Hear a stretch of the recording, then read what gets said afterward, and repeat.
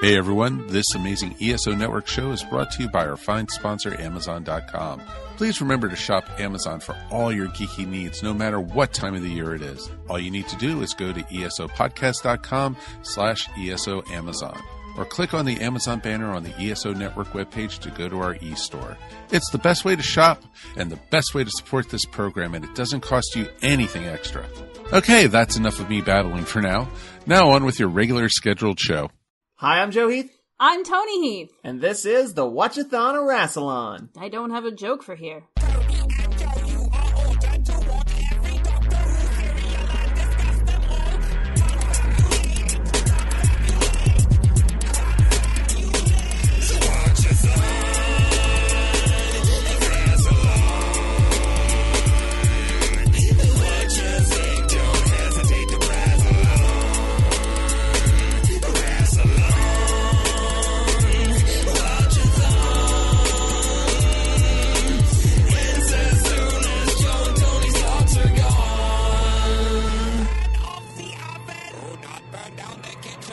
Today we're going to be talking about the fourth serial of the 9th season of Doctor Who, The Mutants! Hooray! Which consists of 6 episodes that aired from April 8th, 1972 to May 13th, 1972. True facts! And I'd like to give a special shout out to Matt Golden of mgoldentumbles.tumblr.com for getting us this episode. Hey, thanks, Matt. You're shiny and the best. And you're awesome.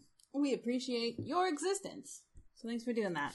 Existing. If you'd like to sponsor an episode, just head on over to watchyourassilon.com/support. You can be mentioned in the podcast too. Woo! Right?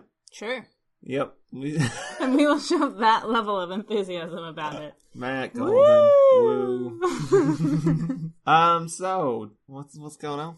I think we're doing a podcast about Doctor Who wherein the two of us talk about the mutants. Anything else going on in our lives we want to discuss here at the top before we dive in? Do you have news? Should we tell people that we cheated a little? Oh! Yeah, we can tell them. You made it sound dramatic, like on each other. Yeah, we cheated on each other, and we're going to talk about it in this podcast. We did not. If you were wondering why we have a weird vibe this episode... That is not true. That is not what Joe is talking about. What Joe is dramatically, for some reason, talking about... is we cheated on you guys. We went and we saw Riff Tracks. The 5 Doctors. The 5 Doctors. Did you want to discuss your thoughts on it? I mean, I want to save the majority of it for when we actually do it. We'll get there. I didn't really pay a whole lot of attention to it because I kind of want to forget it. You were like, I'm just looking at the jokes. I'm not actually looking at any of the content. This doesn't count. Exactly. I will say, I thought the show would have gotten better over the years, production-wise. But it looks like the same show we're watching right now. Well, it's only 5. Which I appreciated that 4 isn't in it much, because... we haven't gotten to them. And I've seen a handful of 5 serials. So I was like, I know all these guys. Yeah, like 5's the only one I didn't really know. I mean, and 4, but like I said, 4 is barely in it. So I was like, I'm not going to know anybody in this, but like, I knew everyone. We'll talk about it when we get to it. And I knew Sarah Jane, too. In the future. I've seen Sarah Jane Adventures. Speaking of Sarah Jane, she comes in around 3, right? I think so. So we're getting close. Does she have the vertigo problem she has in the 5 Doctors episode? Where she just falls down a hill? A what? Anyway, a hill. Yes, okay. Heel? We just wanted to let you guys know that we cheated a little. We jumped forward a little bit. I mean, to be fair, I've seen episodes of 7 and 5. I don't think really any of 6, but I have seen a smattering. We've seen 6 in person. That's true, we have. He's delightful. But let's talk about the Mutants. Let's do it. The 3rd Doctor serial. Alright, so the Mutants, episode 1, which I've called the Cinderella container. Oh yeah, because it's the container and it can't open. Unless you put it on your foot. Just like Cinderella. Exactly. It's totally exactly like Cinderella in every way. And you put it on your foot and you get a free pumpkin. And singing mice, maybe. It's been a while since I've seen Cinderella. There's some singing mice in that, right? Yeah, yes. Totally. Cinderella, Cinderella. That's how they sound, right? That was terrifying. Cinderella, Cinderella. But I think all the mice have like fairly accurate. Smoking problems, right? Yeah. They just got really bad lungs. Well, that's a rough life, being a mouse. Yeah, a mouse that is like forced to make clothing, right? Yeah, I don't think they get paid fair wages. What are we talking about? The mutants. The mutants. Much like has happened before in, say, The Invasion or Day of the Daleks. There are mutants in this, you guys. There are mutants in this, yeah. But barely. For a serial that's called The Mutants, there was times where I was like, oh, right. I forgot they were in this serial. I kind of forgot things about the serial as I was watching it. I will say this episode and the next episode, I was like on board. I was like, okay, we got some space politics. We got some weird design shit going on. This is normally all of like the makings of a serial that I'm going to really enjoy. Yeah, I will say visually, overall, it looks good. It's the details that kind of make Yeah, it. as the serial goes on, you're like, oh shit, I just watched an episode and I'm not entirely sure what happened in it. I do remember how it opens. It's not and I'm not the only one who's had this thought. What's that? It starts like nearly every episode of Monty Python's Flying Circus. There is a old guy with a beard, sort of torn up looking, and he runs up right to the camera, and I just expected him to go, "It's..." But he didn't. That's how every episode... Well, I don't know if every episode. I haven't seen all of Monty Python's Flying Circus. But a lot of the episodes starts with... All the ones you've seen so far. Yeah, starts with the It's guy. But he does not. But apparently John Pertwee thought it looked like that, too. Did he really? Yeah. He's like, is that the It's guy? Yeah, so, okay, he's being... The It's guy is being chased by some soldier guard people. 3 of them specifically. The Marshal... They have some very nice space police outfits. They're blue and they've got silver trim. And blue? I thought they were black. I think they were navy blue. I think they were black.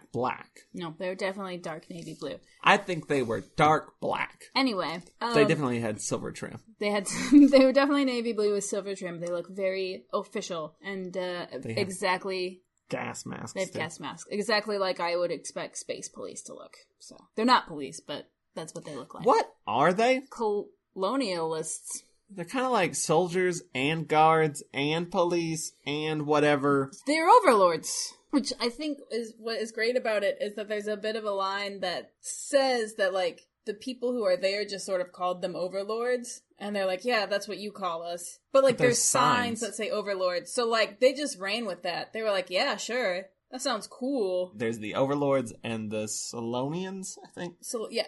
This episode was written as an anti-racism episode, by the way. That was the point. Called it. This episode's about colonialism. Just space colonialism, straight up. The whole like thing of this episode is that it's like, hey, probably colonialism is bad, maybe?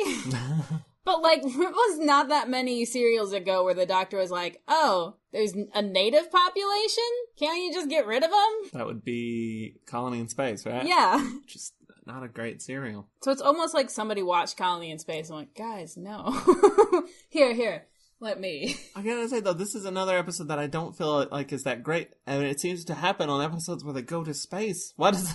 I was so excited, and they've done it 3 times, and I've only really enjoyed it once. Chris Paladin. I love Chris Paladin. Okay, you were trying to tell us what's happening. Okay, so there's 3 of these overlords, and they're the only 3 that really matters in this whole serial. Well, there's one more, but he's not really technically an overlord, he's just a scientist. But there's the Marshal, and there's Stubbs, and the unfortunately named Cotton. Unfortunately named, but he does survive. It's a person of color who does not fall victim to tropes, really, other than being unfortunately named Cotton. It's not the name I would have chosen, but he's a good character. There was that previous serial, I think it was The Smugglers, where there was a character literally named Jamaica. I don't think they're good at naming... Well, they're not great at naming characters all the time. I will say Stubbs and Cotton does sound like a good, duo name. Like a comedy duo, yeah.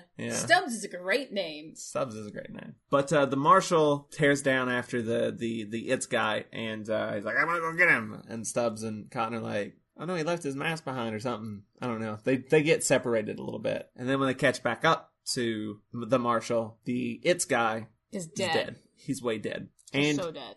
Does he got humps on his back? Yeah, he's a little bit mutated. Because this is called The Mutants, which was the original title for the Daleks, the first Doctor serial, the first one that introduced the Daleks. I'm glad they went with the Daleks. Well, I mean, it was called both for a long time. Yeah, because there wasn't any official title. It was, Oh, it for was like referred to as overall both. cereals. Yeah, it was referred to as both, and then this one came along, and they're like, well, we're calling that other one the Daleks. But anyway, that introduces us to this planet, Solus. Solus. Yep. Solus. And now we go back to the base. Question, do we yet again not see the brig? Has the brig been in this season? He was in the first serial. He was in the first serial. He is not in this one Curse. at all. He's not in the Sea Devils. He's not in this one. I don't know if he's just in the middle of a vacation. I don't know. Do you miss him?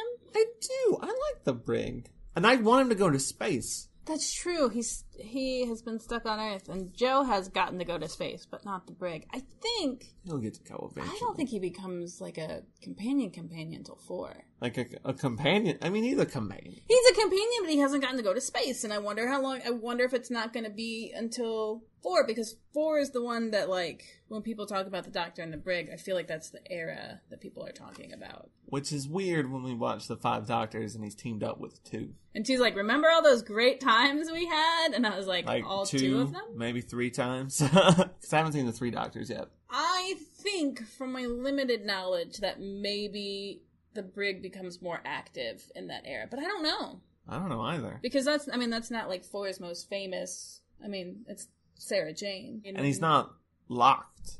Earth-locked, is he? I don't think so.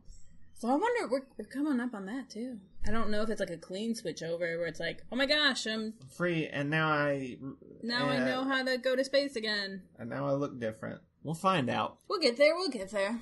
So he's working on a thing for Bessie. I don't remember what it is. It's going to make it go fast. Yeah, I don't remember either. He's just got some fiddly bits he's fiddling with.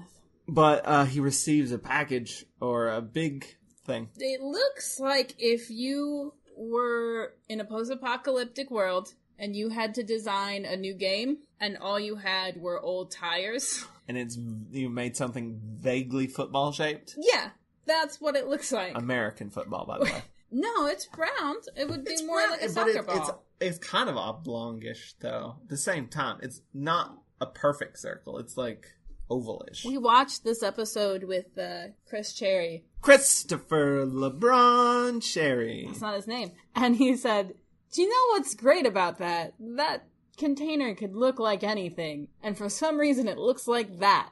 But the Doctor is aware of what it is, yeah. That it's a container, and that it can only open for the right person. He couldn't open it, even if he wanted to. Oh, right. He couldn't open it, even if he wanted to. If he wanted to open it, he could not open it still. Not even if he wanted to. Not even if he really wanted to. Couldn't open it. Not even if he wanted to. Not even if he wanted to open it. He couldn't open it. Not even if he wanted to. Explain to the people what we're doing. Okay, here's the thing. The Doctor has this container, and he couldn't open it, even if he wanted to. Listen, screw you, be nice. All right. So the Doctor can't open this container.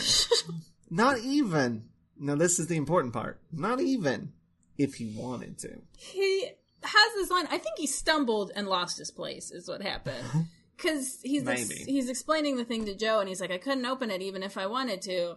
And then, like, a little later on, he says the line again. And I think what happened is that he just got lost and said it twice. And then, like, it comes up a little bit later. I mean, it comes up because people are like, open it. And he's like, I can't. But, like, it happens one right after the other. And then it kind of comes up throughout the episode, or throughout the serial, when people are like, I want to see what's inside, open it. And he's like, I can't. And every time you're like, even if you wanted to. Which is not accurate. He does actually sort of open it at one point. A little bit. A little bit. And he didn't want to, now that I think about it. He could open it if he didn't want to. That's the only conditions under which he's able to open it. Actually, that's a problem with this whole serial. There is a lot of repetition and stumbling of lines. I wonder if this was one that was kind of rushed. Just rushed? Where Yeah, it was like, feels a bit sloppy. all right, you know it well enough, let's go. And people are like, have their lines on the backs of props and stuff. We're past the point where they stop. Where they had to do it all in one take, right? Like, we're past that point. We shouldn't have all of these flubbed lines, I feel like. I don't know if we are past that point.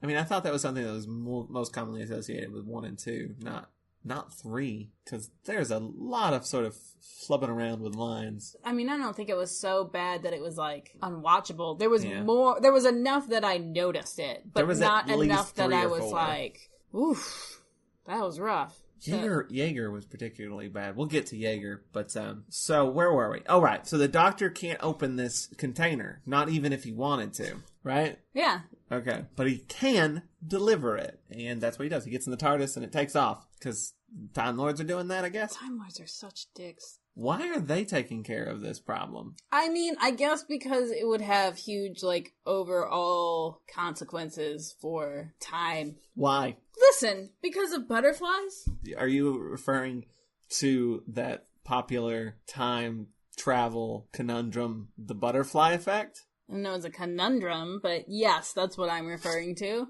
Oh. If things didn't go the way that they went, then probably, like, it would lead to lots of more other bad things. And also the writers wanted to get off Earth, probably. Probably also that. How did what he deliver help? Okay, I remember now. To be it's been a while. honest, though, he delivers his package. It has to be delivered to the right person. So we spend like the first 3 serials finding out. 3 serials? 3 episodes. Sorry, 3 episodes-ish. Yeah.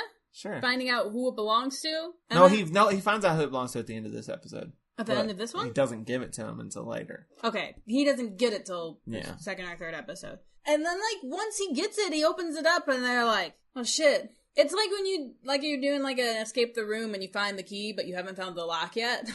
You're like, I sure do have that key. And then, like, they don't actually really figure out what to do with it until way later. And it's not Kai who figures it out. Kai's the one who they're going to give it to. It's the doctor. And Sondergaard. Yeah, and another character. So why is it given to Kai? I don't know. He's not the one who figured... He doesn't do anything with what's inside of it. He doesn't actually do a whole lot at all, this serial. He has a good face, though. Does he? Yeah, he does. He's annoying, though. I like him. You do? I don't know. He got on my nerves a lot. Because he'd just be like, oh, revolution! And you're like, just... All you're doing is yelling things. You're not actually doing anything. Just whining. You're so old. I mean, he wasn't doing anything. Anyway, so the TARDIS lands on a spaceship. We've, like, powered through the serial without actually getting through the first episode. Yeah, but that'll help us when we get to it. We'll just like, remember that thing we said earlier? Moving on. So they land on this spaceship, Sky Base 1. They're in planetary orbit around Solas. Then we see that there's some Romans on board. Yeah, they do look very Roman, the design that they have. Which is actually kind of an interesting idea. I don't think they're aboard Skybase yet. There's a bit on the planet that basically I think just consists of like a couple bathrooms and an elevator. It's like the lobby. It's a transmat. Yeah, it's a transmat up to the Skybase, which it took us 4 episodes to realize that the Skybase was in the sky. Well, I did know, but I just did not connect that the other place was like on. Yeah, they were on transmatting the from. I didn't either. When it finally hit me, I was like, oh, right, Sky Base. Got it. I felt very slow. The Romans, I think it's a really cool idea to have. You have space travel, and so there's so many freaking planets. You can have planets and, like, people who are in different stages of progress. So you have, this planet of Roman gladiator-looking people, and then you have these... They're the Solonians. And then you have the more advanced people, and they're from Earth. They're the Overlords. They're the Overlords, and sort of interacting, but something we won't see again unless there really is space travel, I feel like. But I think it's an interesting idea. Which one's the Montagues and which one's the Capulets? I think it's interesting to have... Just keep saying Roman, but yeah, Roman-looking people on a spaceship, and that, like, dynamic of... They might not be able to, like, build a spaceship themselves, but they're like, yeah, this is technology, we know what's up. So there's 2 prominent Solonians that we'll talk about. There is the leader, whose name is Varen, and then there's Kai. Well, I think, actually, what it is that Kai and Varen are the leaders of 2 different, like, tribe groups. Varen's very, let's fight, I want to fight. And Kai's more like, I'm just going to yell at people. Varen is also like buddy-buddy with the Overlords. Kind of? Well, he is at this point. He's super all about them. Yeah. Kai is very upset because he thinks that the Overlords kills mutants unnecessarily, because they are mutants. But they are mutated from the Solonian people. He also thinks they're responsible for the mutations.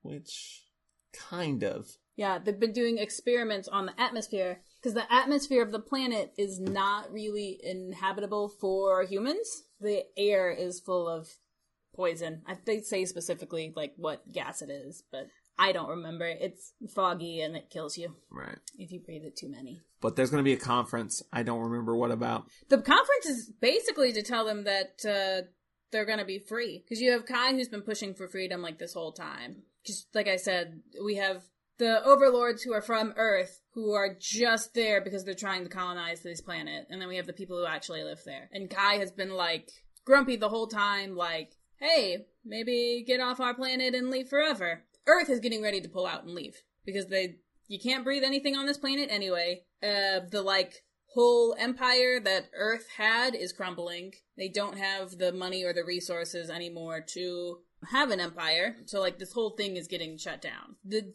thing is to announce that, like, these people will be getting their freedom. And there's, like, one rogue one. I call Loki because he had a Viking helmet thing on. He goes around, he kills a soldier. Or not a soldier, he kills one of the overlords. Yeah. But meanwhile, the doctor is sonic screwdrivering all the doors, which there's, like, this announcement. It's like, door malfunction. Please check it out. And Stubbs and Cotton are like, nah, we're too busy playing space chess. But then That's a neat-looking set. It looked very much like something you would cobble together if you were bored on a spaceship. It was, like, made out of pipes. It was definitely, like, checkers or chess. It was, it was chess. Space chess. Space chess. But the doctor does another door, and they're like, maybe we should go check that out. And at this point, the doctor and Joe are being attacked by this rogue Solonian. And then Stubbs and Cotton show up and shoot this rogue Solonian. I don't know what his point was. You know, I don't know. Besides to, like, create some sort of immediate danger for Joe and the doctor. So the conference starts, and This is I completely forgot about this character, by the way. Oh, yeah. This is one of my favorite scenes.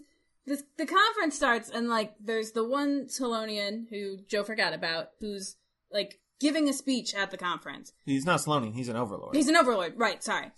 Overlord. And he's like the lord of the overlords. Yeah, he's the one in charge. And he's trying to give this speech to be like, look, we're leaving, we're giving you guys your independence, and we're gonna go. But he's being real bombastic about it. And while he's been like, well, now it's been a really good, we've learned from you, and you've learned from us, and you should really appreciate how great we've been to you, and just blah, blah, blah. The whole time, Kai is like, you're the worst. We're all slaves. The man sucks. Like, the whole time. I think you said... riffing on it. He seems more like, he's supposed to be like the revolutionary, but he seems more like a class clown. That was Chris. Chris Cherry said Chris said it. Chris said it. Yeah, that like, he's just heckling. To the point where he can't get to the point and say that they're leaving before he gets dead. And he does, he gets dead. I'd like to also mention that this Lord of the Overlords is played by an actor who was in Doctor Who and the Silurians. He was the guy that got the plague thing and then just sort of like spread it everywhere. Oh, he was the worst. There's that like terrifying shot of him just walking through a subway or a train station. And yeah, that's the same guy. And he dies here too. Yeah, he gets straight up murdered. I don't think anyone sees what happened. No, because he's murdered by another He's murdered by a Solonian. He gets a blow dart to the neck. So he never gets to say, hey, we're leaving. In which case, if Kai had just, like, shut up and listened, the serial wouldn't have super happened. Not like a great message, but it's true. Before that happens, the doctor and Joe get taken to the marshal. And the marshal's like, open up that container. What's in it? The doctor says, I can't open this container. Not even if I wanted to. And then they're like, well, let's put it on this convenient pedestal here and shoot at it. And there's just a gradient over it and it doesn't do anything. And the doctor's like, what if that had been a bomb? That would have been really stupid of you. I feel like you shouldn't be like, what if it was a bomb? Because now you've just like put that idea in their heads that like, you're the kind of person who just walks around carrying bombs into places. But it wasn't a bomb. We don't know what it is. He couldn't open it. And then the conference happens where the guy gets dead. That they're all watching it on like crystal ball. It's like being telecast on a crystal ball. Wait, I just remembered a fantastic scene. The doctor and Joe are walking around the sky base, and there's like a big sign on I guess it's a doorway or the wall, and it says Salonians with an arrow one way and Overlords with an arrow the other way. And the doctor looks at it and goes, segregation, and shakes his head. Oh yeah, that's like immediately after this scene, because they're being held captive. Stubbs is just sort of in the room there. That's all it is. And the doctor does this like gesture very subtly at Joe. Like I think he does like a talking thing with his hand. And then she's like, so, Stubbs, tell me about your life. What's it like here on Skybase 1? And blah, blah, blah, and just starts talking to him. And the doctor just slowly sneaks up behind him and like nerve pinches him. And then they run out of there. And then that's when they see the sign. I love action, Doctor. I love just like, I'm gonna come up behind you and karate chop you, and yeah, it's fun. That's they try to get into the thing because they're trying to get into the conference because they think somebody there probably is the recipient of the container, and that's when the Overlord gets shot and everybody's freaking out, and Kai runs out because they probably think it's him, and he briefly touches the container. And it slightly opens, but then he takes Joe for some reason? Joe runs after him.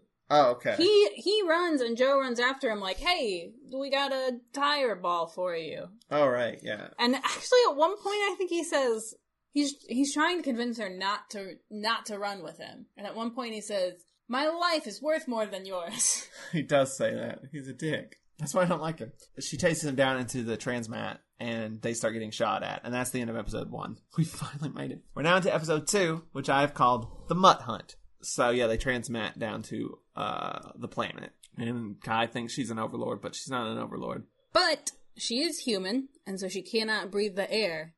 She doesn't care. She's going to go anyway. And you find out she's basically got like an hour or less to live. We get that information from the Marshal because he's talking to the doctor about how she's escaped to the planet, but she's probably going to die. The Marshal's going to let her die because he doesn't care. He wants whatever's inside the container. And the doctor's like, I'll need a lab in order to open it. And also, I'll only do it if you look for Joe. And they sort of agree to this. And then we go into the lab, which is where we find out this is where they do weather control. He fiddles with a thing. There's a circuit overloading, and he stops it from doing that.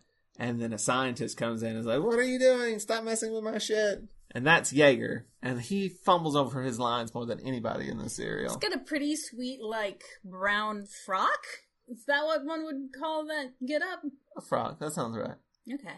They seem to, like, paint him as a bad guy towards the end, even though he doesn't really do. He's just following orders. But I mean, he puts up a fight with. Does he though? He kind of puts up a fight with. Listen, you say, oh, they paint him as a bad guy, even though he was the one who was experimenting in the first place with the atmosphere. And the doctor was like making it breathable to humans, but not to like the indigenous life. And he was like, yeah.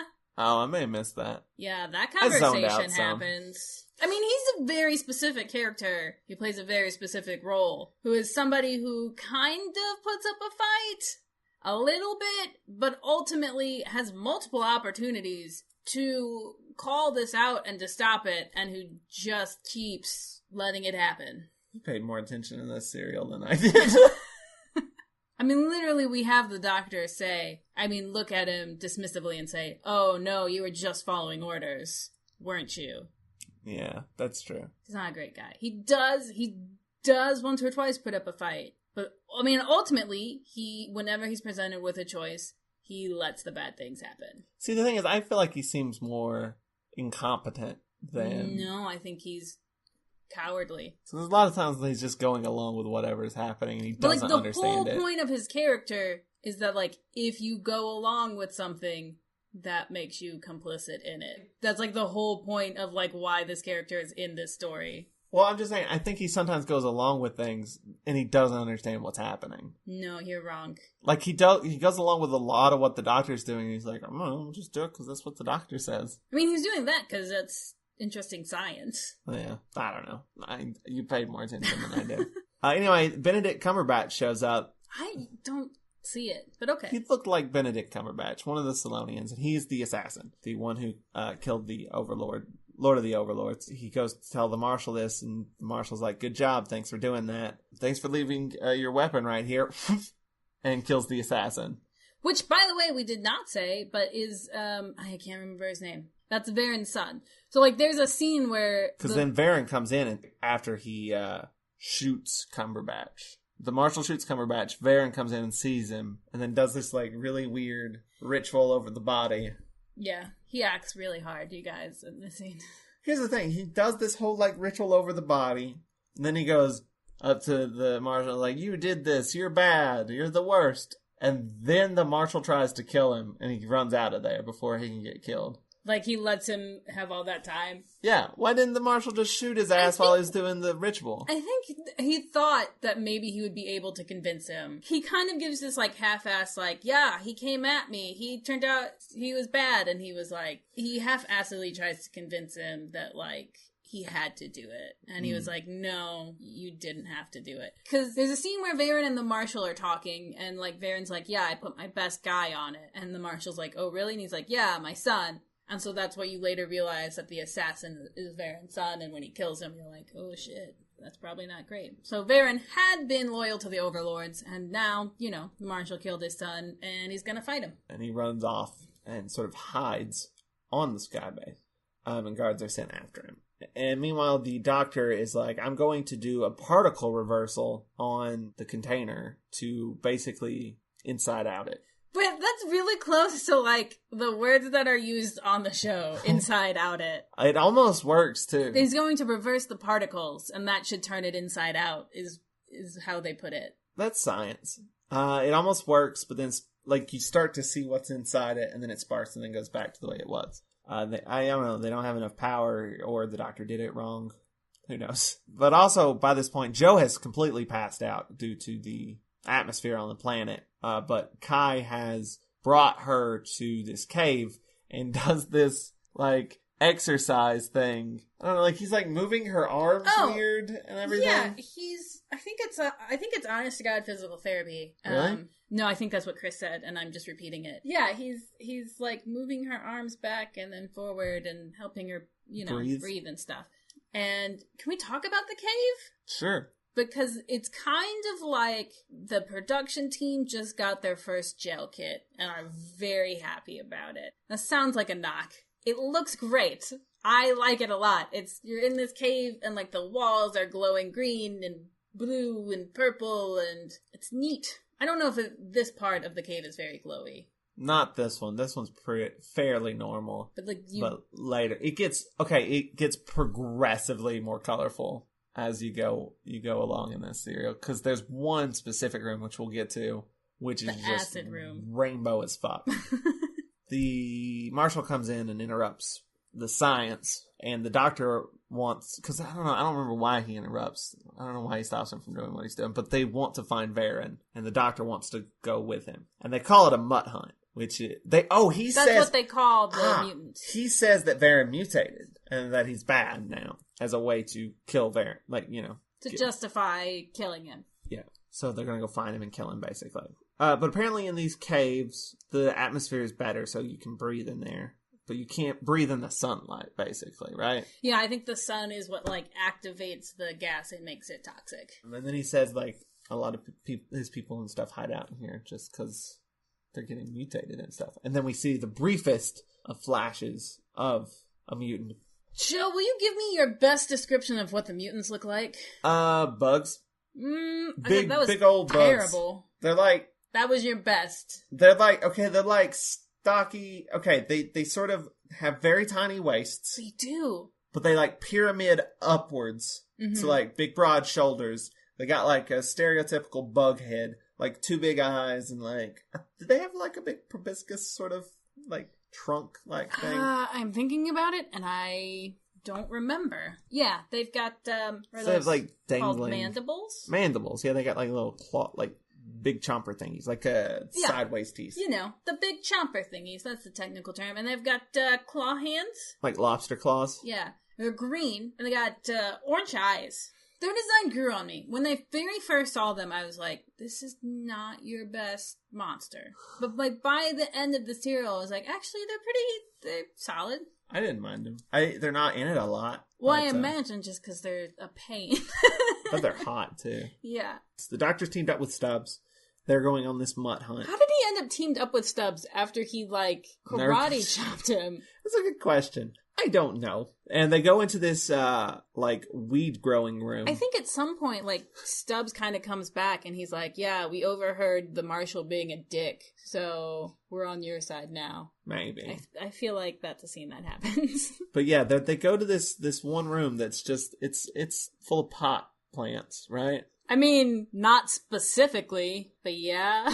Well, they're like, it's like, this is It is full of plants. Well, they say, what's the word? Like, what's the word for like a place full of plants? Greenhouse? Yeah, or not greenhouse, but it's like, whatever. It's the place with all the plants. But they all look like the same plant. It's not like that. They didn't put a lot of variety in there, and it just looks like ordinary house plants. We did just decide, me, you, and Chris, that it was all pot, and that pot was the main export of Earth. And that, like, no other planet has anything like weed. Right. And so, like, we export it, and people are like, whoa. That's what's messing up the atmosphere. They're all smoking too much weed. Causing them to mutate. But Varen attacks Stubbs and is about to kill him, but the doctor stops him. And then we realize that Varen is not a mutant. The doctor's like, hey, we're gonna, like, try to figure things out here. Don't kill anybody. We're gonna try to get the lay of the land. We'll get you back to your planet safe and sound, and to your people and stuff. They're searching for you, but we know you're here and we're not gonna hurt you. Meanwhile, the marshal says he has Joe and that she's sick, so she's gonna be out for a while, getting better, which is a bald-faced lie. And the doctor is also saying, yeah, we didn't find Varen, which is also a bald-faced lie. Correct. No one is telling the truth. And everybody's lying. And no one's telling the truth. Not even if they wanted to. Jaeger, the scientist, has this plan, I guess, to open the thing. And he's doing it John Madden style by, like, scribbling on a screen. But it's badly overlaid in post and does not... It, like, starts slowly drifting. Yeah. Which I think it was perfectly still, but the camera was wobbly. That effect doesn't exactly work. I think they intended to do it more often, too, because you can tell later that he's just, like, he's got, like, a marker and a piece of paper, and I feel like they intended to do that effect more often, and they were like, you know what? We're not ready. So his plan is to open it with bombs? Yeah, I didn't understand that part, and I kept trying to listen harder to the plan to understand it, because, like, the plan was for there to be, because there's this other experiment going on where they're trying to make the Earth... Sonus. That's what it's called, right? Solus. They're trying to change the atmosphere, and they're trying to do that with bombs. But also, that had something to do with opening the thing? I don't know. I wasn't totally paying attention, to because be honest. The missiles are solely supposed to, like, change the atmosphere, I think. And didn't have anything to do with opening the thing? But then they were talking about... I don't know. I got confused at this part, if I'm being honest. I think it was all about changing the atmosphere. He wants it done now, and that's what the missiles are about. All right. So Cotton comes in and says, hey, Jaeger, Marshall wants to talk to you. And so Jaeger leaves, and then Cotton's like, that's not true. I just came to tell you that we did not find Joe. That was all a lie. And I think the Marshal's a bad guy, and we don't care for him. So Cotton's on the doctor's side now. And the doctor tells Cotton, well, they're going to do some sort of plan. Some sort of, like, we're going to overload the thing, and then it's going to explode and cause chaos. Typical Doctor Who thing. And he says, go tell Varen that. And then he goes off to do that. And then the thing overloads, explodes in the lab. And the doctor gets out of there. He grabs the container. He's got the football, and he's running towards the end zone. And that's as far as I can go with sports analogies, because I don't know anything about sports. And he's running, and he's about to get to the end zone, and he's tackled by Varen. Oh, I knew another one. And Varen grabs the doctor, and that is the end of episode 2. We're now into episode 3, which I've called The Cave of Lights, which we've already talked about The Cave of Lights, so you know what it's about now. Yeah, we've talked about it. Anyway, that's the episode. On to episode 4. Now, the doctor fights off Varen. He's like, what the fuck, man? We're on the same side, you dumb shit. And he's like, oh, right. The doctor's like, take me to Kai. He's like, oh, okay. It was, like, really easily solved. Varen's kind of dumb. Then a firestorm happens. Which is just fireworks happening in the mist. We see it. Great. Joe and Kai watch it in the cave. It's like it's like somebody with like a fucking Roman candle. And it I also, imagine there's just like 3 dudes with Roman candles just off screen, like holding them up, and like the director's like, up higher to the left. it also happens with the sky base too. We see the sky base model, and they're just shooting like fireworks over it. It's just like hitting the, I don't know. It's delightful. I loved it. Varen is worried that the Doctor's not going to be able to go out onto the planet because Earthmen can't handle it, and the Doctor's like Breathing and stuff. Yeah, I was like, I'm not an Earthman. What makes you think I'm an Earthman? Because I look like an Earthman? That's racist. So Joe and Kai, though, are watching this firestorm, and it's really loud, too. And they're trying to talk over it, and I'm like, I don't know what the hell you're saying. It's just fireworks, and all you can hear fireworks sounds. And then when the Doctor... Did you know that fireworks don't, like, necessarily make that sound on their own? That they put something else in there to make them... Bang? Yeah. Well, yeah. Because bang. But, like, does that mean theoretically we could have silent fireworks? Yeah, but why are you going to get rid of the bang? I mean... I like a bang. People with PTSD? That's true. But I like a good bang. Don't you like a good bang? You just really want to keep saying that. Yeah. I want to bang. I was having a very serious conversation about fireworks. And I want to bang. Why do you not want to bang? I like the idea of listening to fireworks silently. I know I'm just going to keep continuing on this conversation like we're both equally serious about it. Oh, bang. Anyway. Anyway. Joe sees a mutant in the cave and screams.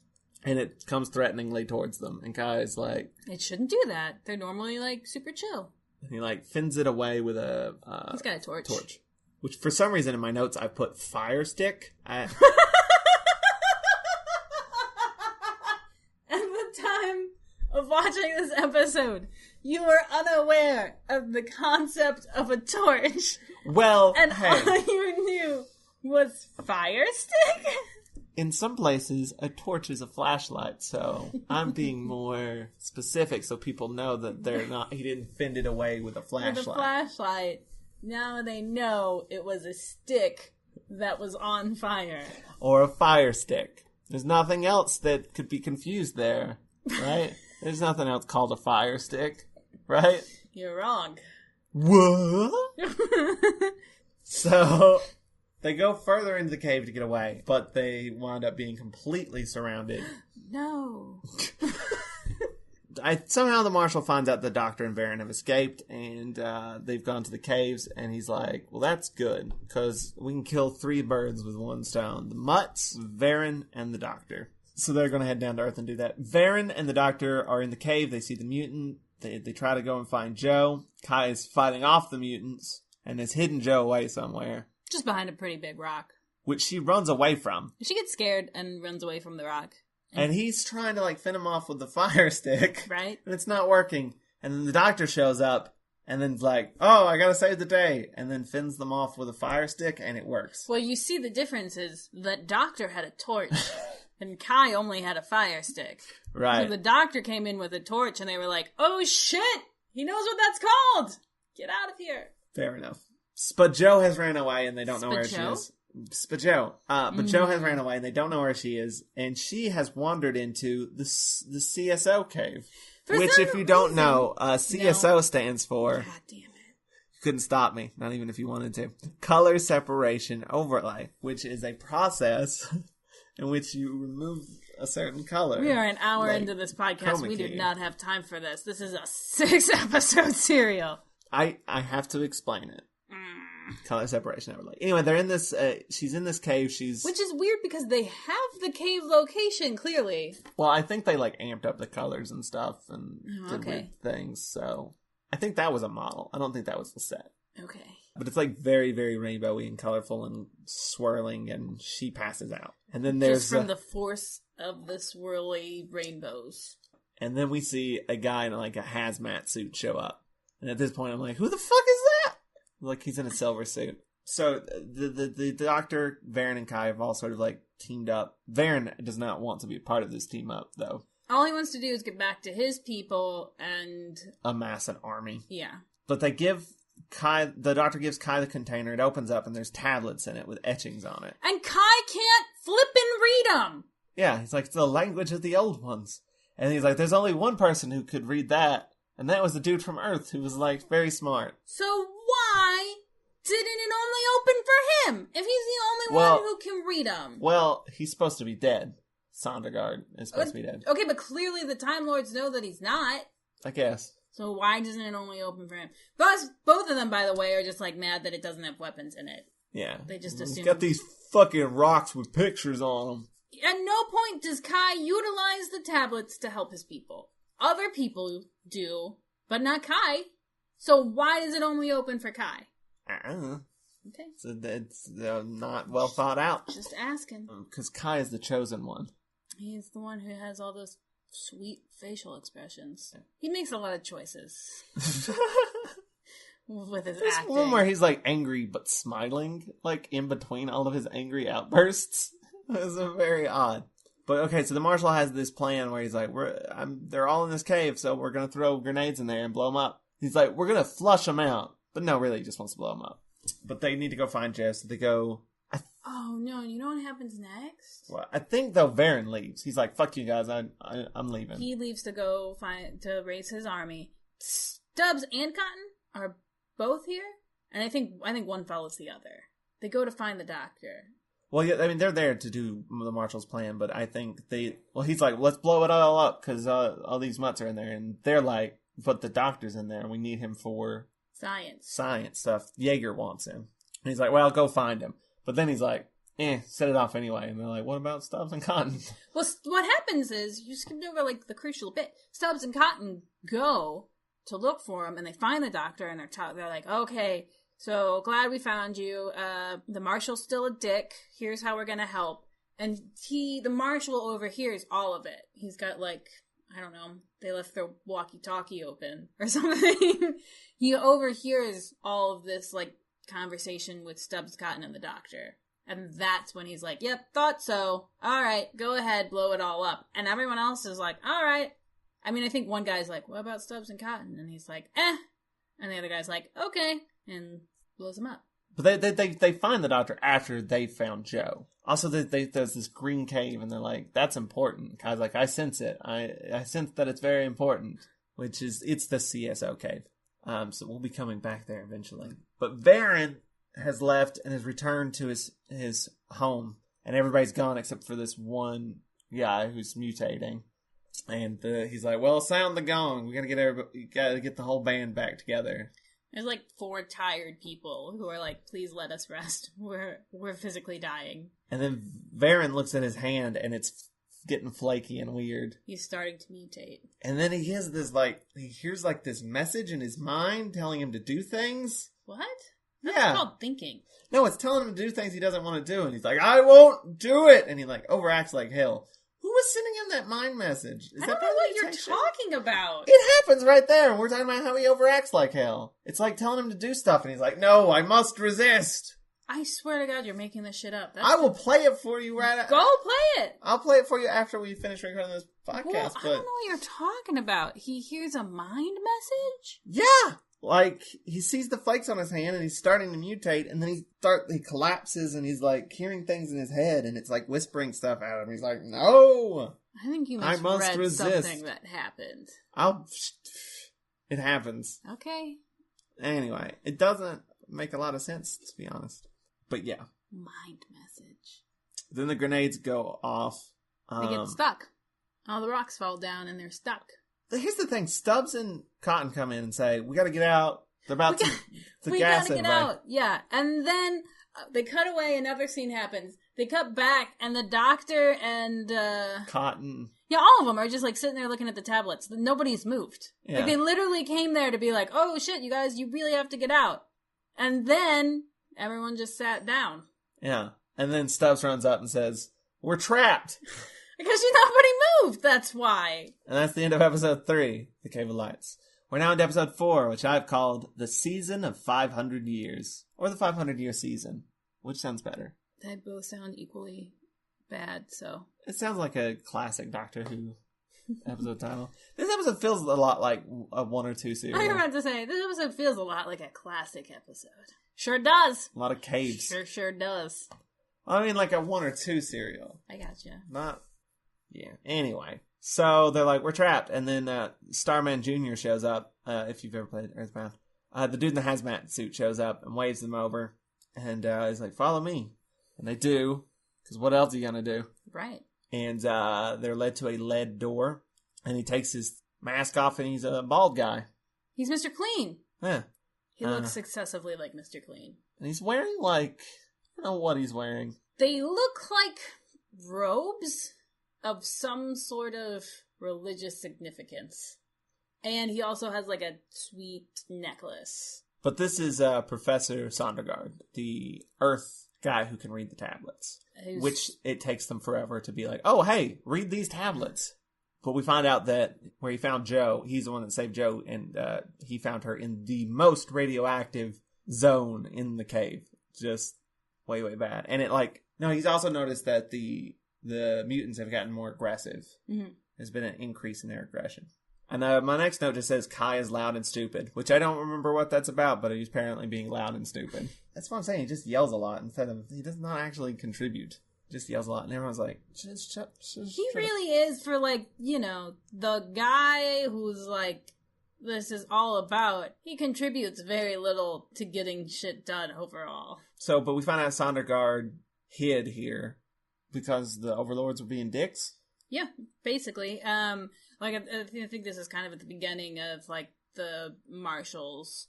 Like, Earth has decided to pull out of this colonialism nonsense. And the Marshal's like, you know what?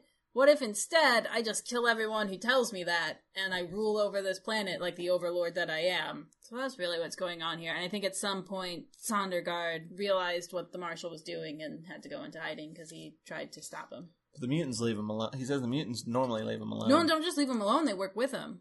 But everything's weird now. More recently, they have stopped cooperating. Because Jaeger's been fucking with the atmosphere. I think also just because there's more of them. It's like, it's the same thing of, like, you see, like, the same behavior in rats when there are too many rats and they get aggressive. It's just that they don't have enough space. And then they're like, oh, right, we have these tablets. You want to read them? And then, is this the bit where we get the weird camera shots? Yes! Like, it's just shot through warped plexiglass for no reason? It's not like a POV shot. It's just a different angle. And it'll cut from that angle to just a regular angle where it's filmed normally. But then it'll cut back to this weird, tilted, stretched angle. I don't understand why. It was a very weird choice that did not communicate anything except confusion. Yeah. I don't know what was up with that. And it wasn't even like I don't know, it was just an exposition scene. Because they're looking at the tablets and they're like, this is what the tablets are. Well, it's basically like a Salonian Genesis is what they've decided. It's the history. Yeah. I was like, this is where they come from and all that jazz. Can't quite figure all of it out. So I will say it's the most, like, realistic translation. Where, like, they take it to the guy who's supposed to be able to read it, and the doctor's like, can you read it? And he's like, oh, gosh, yeah, probably. Yeah, this symbol might mean this, but, like, in this context, it could also mean this. Like, he doesn't just, like, read it and also it rhymes in English. Like, it takes them a while of, like, okay, we know this symbol means this, and which I appreciated. Yeah. Thanks for that. So the doctor's going to stay with Sondergaard and try to figure these tablets out while everyone else is going to escape, basically. Get out. Varen has gathered a very small army, and they're going to invade the base, the sky base. After Joe and everybody has escaped, which there's also a small bit where she sees someone, and then he disappears, and she's like, I swear, he was just there. And yet again, people actually believe her for once. But they figure out that the tablets are actually like a calendar. Like, this is about the seasons. This is summer. This is winter. This is fall. This is that other one. And there's season... I'm sorry. What? You know, summer, fall, winter, and the other one. You blanked initially, and that's understandable. But now that you've had a moment to think about it, surely you've come up with it. Autumn? No, I know it's spring. Okay. The fourth one. Yeah, and their seasons are 500 years long. which if you were paying attention to the title of this episode, you already knew. For some reason, the doctor and the professor are like, we need to go check out that very radiated room. It's the key. Because of the symbols on the tablet. Right. There's something important there. Have They realize that radioactivity must be the key. They go into the CSO cave, which I think is really rude of the doctor. The doctor could have just done it himself because he's fine. But, like, Sondergaard starts, like, passing out. And the doctor's just like, well, I gotta continue doing this. Why didn't he just leave Sondergaard behind? I think he tried to make him stay behind, and he was like, it'll be fine. And the doctor was like, okay. And then he, like, starts to pass out, and he was like, you're not fine! Yeah, he does just, the Sondergaard just passes out, and the doctor's like, just looks down at him like, oh, well. And then continues on, and there's this, like, statue holding this rock, and it's super glowy as shit. And the doctor gets the rock, it's a crystal, actually, off of the statue. And then there's electricity, and it's very Indiana Jones. Meanwhile, Kai and Joe and all them have found Varen's home area, you know, his camp, and it's empty. But then Varen's there and ambushes them, which, like, why couldn't they just be there? They're like, oh no, they're coming, hide. But they that's how ambushes work, Joseph. He's gonna take all of them in as, like, prisoners and, like, hostages and storm the sky base with them. Use them as shields. I don't know what's happening. Yeah, he says you guys will be shields, and it's like, Overlords don't care about them. That's a bad plan. And then we also get the thing that always happens in Doctor Who. There is an investigator coming, late game investigator showing up to be like, what the fuck's going on here? You got a Lord of the Overlords dying and stuff's crazy. I gotta check and see that everything's kosher. This freaks Marshall out, and he's like, we need to get this air fixed, and fast. Varen gets everyone into the sky base. And then we cut back to the Doctor and Sondergaard, and they have realized that it's less a mutation, and they're mutating, they're evolving for the seasons, because these seasons last 500 years. They last 500 years. It's about to become summer, and in order to successfully exist during the summer, like, because I guess it's really harsh. Yeah, in order to exist, they're going to have to mutate for these next 500 years. And the thing is, they're mutating wrong because the atmosphere has been messed around with by Yeager and Marshall. And they also find out that they study the crystal a little bit, and they're like, that has to be the source of all the radioactivity. And the doctor's like, yeah, maybe, but the crystal itself is not radioactive. And they're like, well, we need to study it further, but I don't have the equipment. And I'm like, well, we'll go to the sky base for crystallography. I like the way he says, crystallography. Meanwhile, Marshall is about to drop the bombs on the planet to fix the atmosphere for humans. And a countdown has started. But then, like, Varen and everybody is storming the base, and things get messy, and the Marshal shoots at Varen and then blows a fucking hole in the side of the sky base, and Varen flies out into space. Wow. That's really cool, actually. And it worked. That effect looked good. Mm-hmm. And, like, everybody else is falling, like, oh no, we're about to get sucked down into space. And that looked good. And that was the end of that episode. We're now into episode 5, which I've called The Lethal Desert.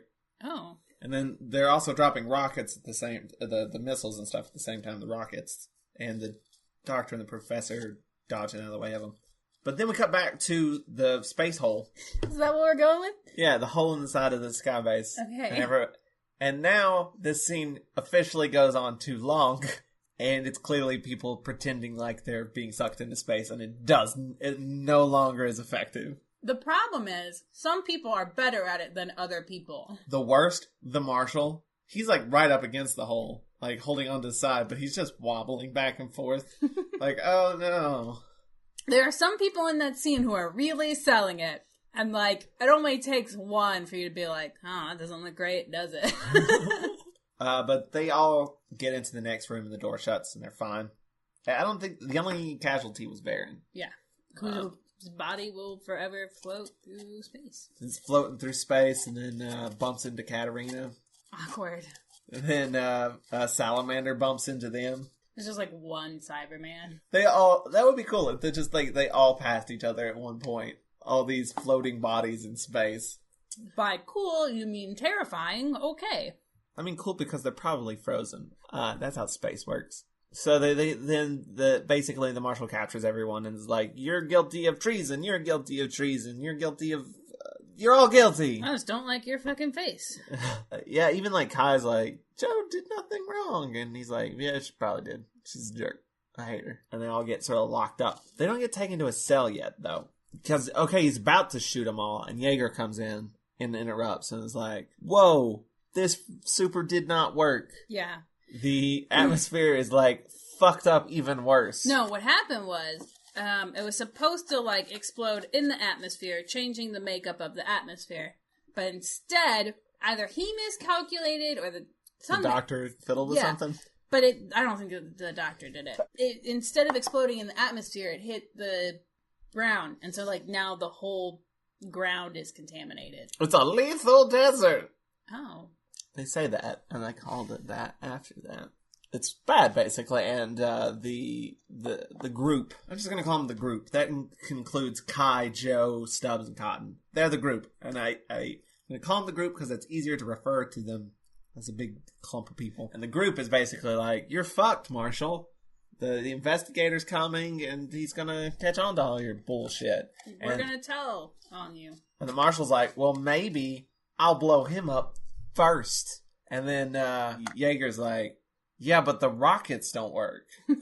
They're bad rockets. We've already established that. Because, yeah, that's what it was. It was supposed to detonate or whatever, but they're, like, broken. The rockets are warped. And then the marshal's like, I don't know. I'll figure something out. So, but like Sondergarten, they tried to get to Varen's camp, but it was empty. And so the doctor's like, well, I'm going to keep going to the base. And Sondergarten's not doing great. And he's like, I can't be out here. It's messing with me. I'm going to go back to the cave. He says he's going to rest up. And I'm like, you're probably going to go die. Which that's not what happened. So he doesn't die, yeah. So the marshal's like, fuck. Well, I want to need the doctor to fix this problem. Because he's smart and he can fix the atmosphere. And I am going to use Joe as leverage. To make sure he does what I want instead of, saying he's doing what I want and then doing something that just blows all my shit up. That's what all Doctor Who villains do, and it never works. So he sends out the Overlord guards to track down the Doctor, and they follow him around with little beeping thingies. Yes. I guess they're, like, homed in on him, and they beep when they're near the Doctor. Sure. There's an amble through the brambles. I wrote that down. You have to explain. You can't just laugh at your own joke. They're running through the brambles. When it was happening, and we were watching it, and Joe was trying to come up with the word for what was happening, and he said, they're bramble... Because they're not really full-on chasing. No. They're just sort of walking. Yeah, it's a very slow chase. But Joe was like, they're brambling. I mean, they're ambling. Through the brambles. Like, he thought of the most amazing thing. And I had to write it down in my notes. They're ambling. Through the brambles!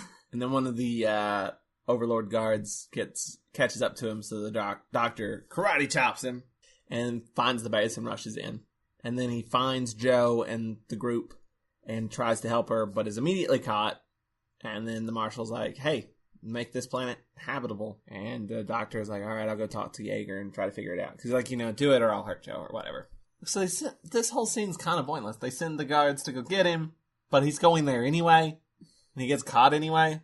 Anyway, so Joe uses her escapeology to get out of her handcuffs, tricks the guard into coming over, because she, like, starts passing out and going like, and they're like, you need to help her. And he comes over and she grabs his gun, and gives it the gun to Kai, who holds the gun on the guard while Joe undoes everyone's handcuffs.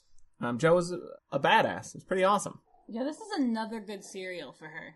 She does. She's had a string of them, and I'm getting, kind of optimistic. She does have her moments of screaming at things, but... Things that are scary. Yes. But for the most part, she's been pretty good this serial, despite this serial not honestly being that great. There's a lot of good stuff in it that ultimately takes a long time to happen. So she unlocks everyone. Cotton calls the investigator, the Hyperion, which is where the investigator is, right? And tells them everything. Then the other overlords are shooting in at them, and Stubbs gets dead. Yeah. Stubbs gets shot. And honestly, I was happy. You were kind of relieved it wasn't Cotton. Yeah, because if I figured if they were going to kill a secondary character, it was going to be the black guy. But they didn't do it. And I was like, way to go, show. Way to go. We're relieved. Especially because Cotton is very cute. Yeah. Cotton is a particularly adorable character. I mean, so is Stubbs, but... He gave me a real Finn from Star Wars vibe. Because he's kind of... just, like, in space and happy about it. Yeah, he's also, like, kind of on the side of the bad guys to begin with. And then sort of, like, leaves them. And he's also kind of naive in certain ways. He's very... yeah. Almost childlike in some ways.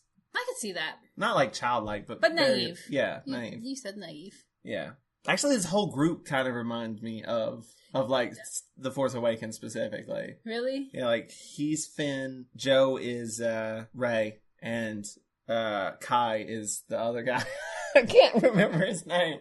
Oh, man. That's so rude. You know, the dude with the soccer ball bot. BB-8. I remember his name. You know. The third one. Oscar Isaac. I know who the fuck plays him. Poe. Poe! You figured it out. Kai is Poe. What does that make Stubbs in the Star Wars universe? Is he BB-8? Yeah. Alright, BB-8 doesn't die, though. He's Han. He's Han. Spoilers for Star Wars Force Awakens if you have not seen it yet, which why haven't you?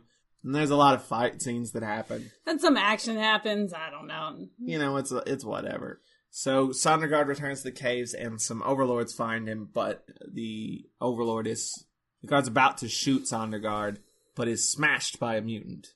And then Sondergaard talks to the mutants and is like, hey, listen, I know what's going on. You guys are fine. You're evolving.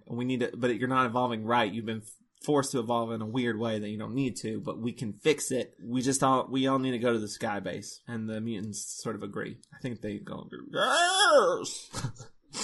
I don't know, they talk. And they don't talk a lot, but they sort of do a little bit. The doctor's doing some sort of science shit. I don't remember what it is. He beams a thing at the planet. Does he fix the air? I don't remember. Or he says he does. I don't know. I don't remember. I'm losing interest in this serial. Jesus. So the Hyperion shows up to dock.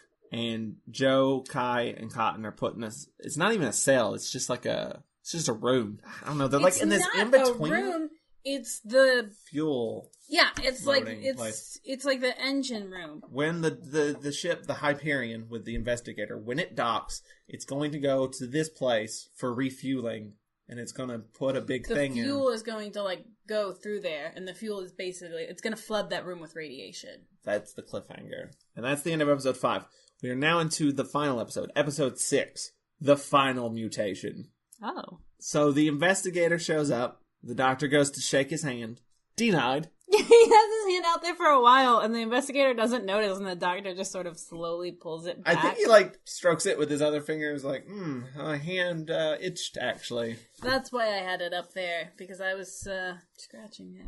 And then an investigation happens. They ask questions of the marshal, and the marshal lies. And gets the doctor to do it, too, because he's like, oh, you're a doctor, what of? What are you qualified for? Practically everything. But the probe comes into the fueling room thing, and it opens up, and then they climb inside of it. Yes. To get out. Because, like, this door opens up, and this, like, probe thing comes in, and they get inside, and then it goes back out, and now they're out of the room. And they're going to rush to find the doctor and stuff. But in this time, the bad guys... Well, Jaeger is accused of, messing up the atmosphere and messing up the mutants and stuff, changing it for the humans. General crimes. And then they're, like, exonerated? And they're like, yeah, that's fine. You're good. Okay, here's the thing. Watching that scene was really frustrating, but also the whole time I was like, no, yeah, this sounds about right. The guy comes in and he's like, people make claims like this all the time, and they never turn out to be true, and... I think he was like, they're mutts. They're not humans. Humans are more important. He manages to sort of come up with enough plausible deniability that he's like, all right, sounds good. But then Joe and Kai and Cotton show up because the doctor thinks that, he's doing this because he doesn't want to hurt Joe. And then he immediately goes, they're fuckheads! Joe's here, I don't care. They're all like Jaeger, Marshall, they're fuckheads. And then they're like, this we found out this thing, it's actually an evolution, it's not a bad thing. They're hurting these people. And he's like, do you have proof of that? And the doctor digs around in his coat and he's like, no, I left the tablets with Sondergaard. And then Sondergaard shows up. And then says like, what the doctor said's right. And he still after all that, he still manages to convince him. Even though like there's one point where the doctor like is like pushed like sort of wordily saying things to get the Marshal to say terrible things. Yeah. Like, he's just like, we have to kill all those mutts. Even after all this, even after Sondergaard shows up, he comes with the mutants, but the mutants are, like, very nervous and hesitant. But then, like, one of them sort of comes up, and then comes in, and then they immediately start attacking the mutant. And for some reason, the investigator sees that as an attack, and sides with the fucking Marshal. That's real life, Joseph. That's how it flippin' works. All you need is to get that person scared a little bit, and it's like, oh, right, clearly. Because the mutant came in, Marshall killed the mutant. It was like, see, it charged us and attacked us. It's very frustrating. But the doctor examines the crystal. They, like, somehow, they're, like, shoved aside. I don't know. They're like, I think they're still going to make the doctor do a thing to the atmosphere. He's still the only person who knows how to make the planet inhabitable, so he gets put back into the lab. And then they come up with a plan, which I didn't quite catch. The crystal is supposed to be the thing that, like, does the evolution, right? Mm-hmm. So they're going to give it to Kai? Because he's a Solonian. Mm-hmm. But the radiation is... Because they get put back into that room. The radiation is, like, what activates the crystal. So it doesn't come from the crystal, but it is, like, you need the crystal and the radiation, and then they can mutate properly. The happens to be the same type of radiation in the cave and in that fuel chamber we were in before. Yeah, they figured that out. So, the bad guy's like, take him to the fuel chamber! And the doctor slips him the crystal. Yeah, and is like, great, cool, that's actually where we needed to go. And Kai is not doing well. He's very heavily radiated. But then he gets given the crystal, and then he mutates. He starts freaking out. He mutates, and he does not mutate like all the other mutants because he has the crystal. So instead of becoming a bug, big green lobster bug guy, he becomes a gay ghost. Big rainbow-colored ghost, flying ghost. With a godhead.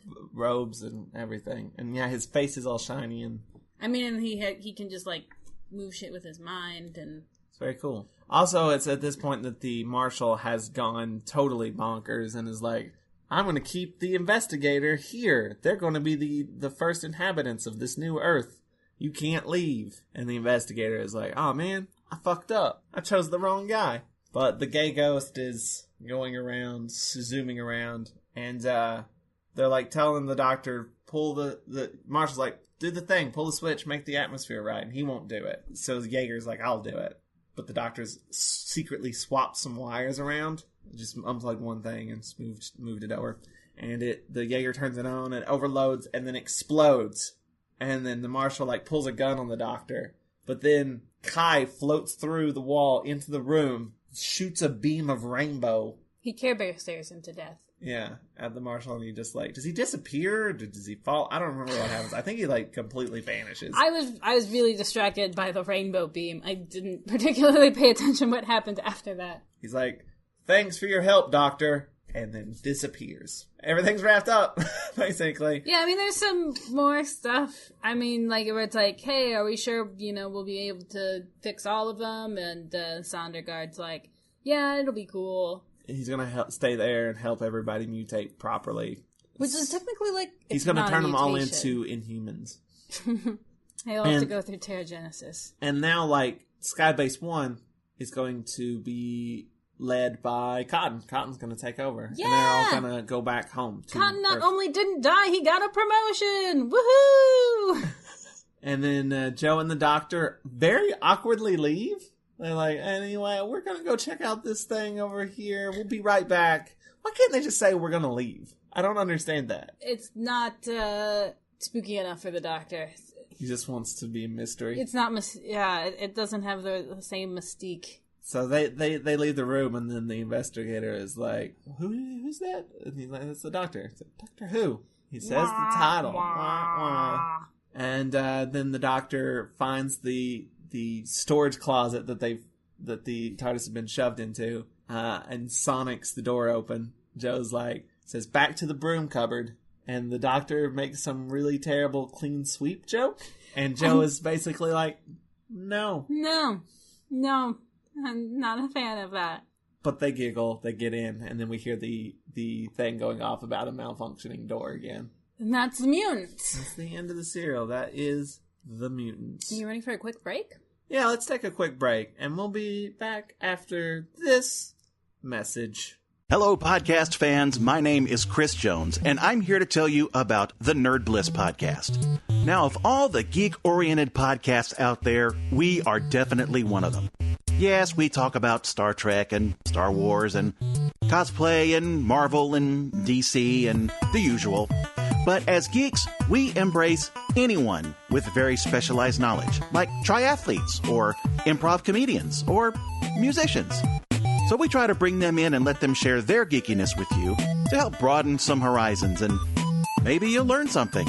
Maybe we'll learn something. You can find our entire catalog at nerdblisspodcast.com on iTunes, Stitcher, TuneIn, Google Play Music, Player FM, and we are now proud to be a part of the ESO network. Once again, we are the Nerd Bliss Podcast. Thank you, and pod bless. Welcome back. Hello. You know what time it is, Tony? 7:44. 45. And you know what time that means, right? It's almost 8 o'clock. Exactly, which means it's time for... Dead. No, it's time for Final Thoughts. Oh, okay. Final Thoughts! So, Tony, Yeah. why don't you tell me what your final thoughts are? I liked so much of the ideas that were in this serial. I liked so much of what it tried to do.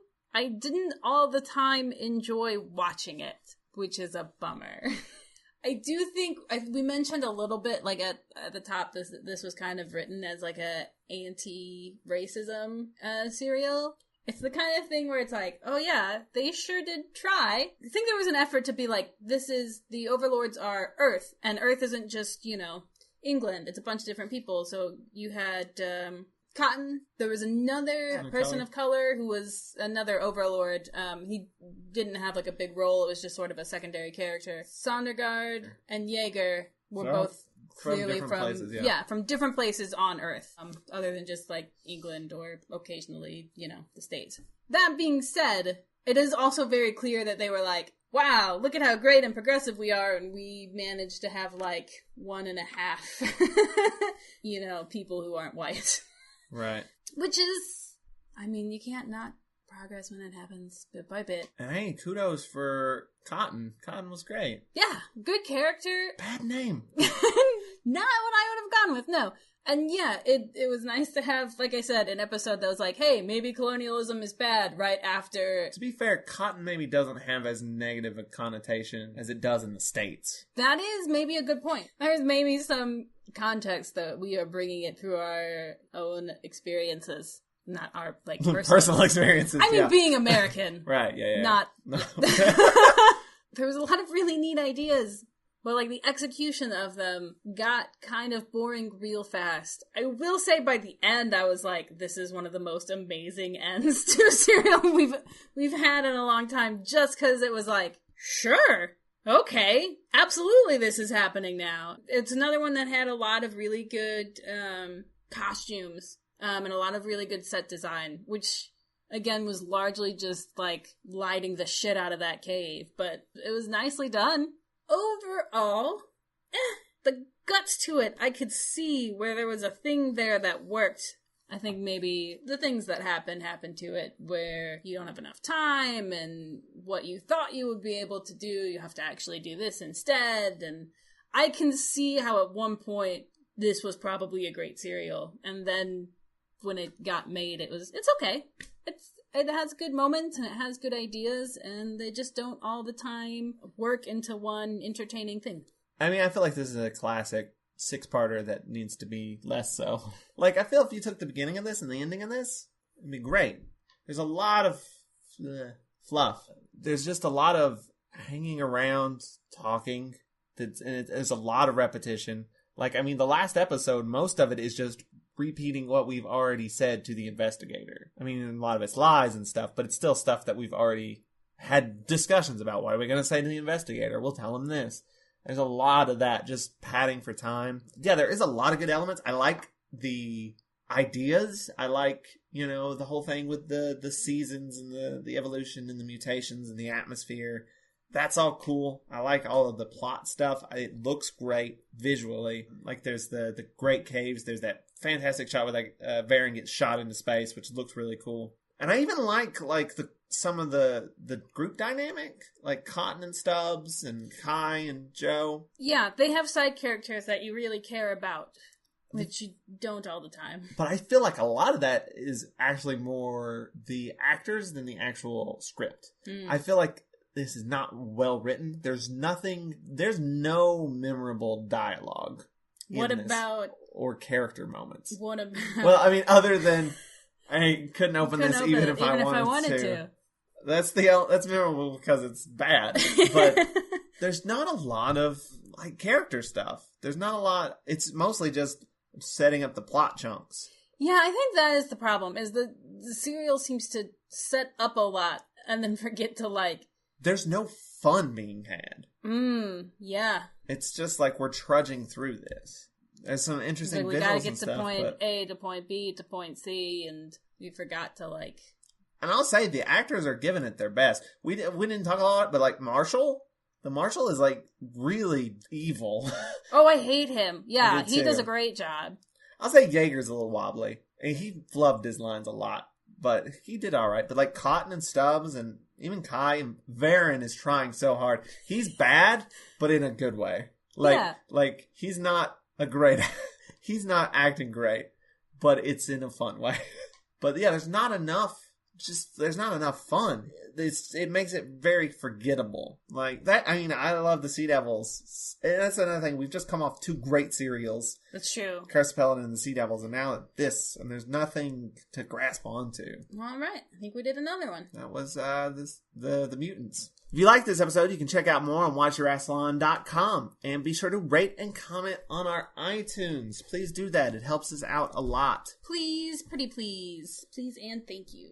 And if you'd like to help us out even more, you can go to WatchYourRassilon.com/support, and there you will find a link to our Patreon page, which you can get to just by going to Patreon.com/Watch-A-Thon, and there you can donate a monthly amount to get all kinds of rewards, like day early episodes, videos of us watching the episodes, and uncut video of the podcast records where you will see us waving at you. Also on our support page is a link to our Amazon wishlist where you can sponsor an episode of the podcast by purchasing the corresponding serial on DVD for us.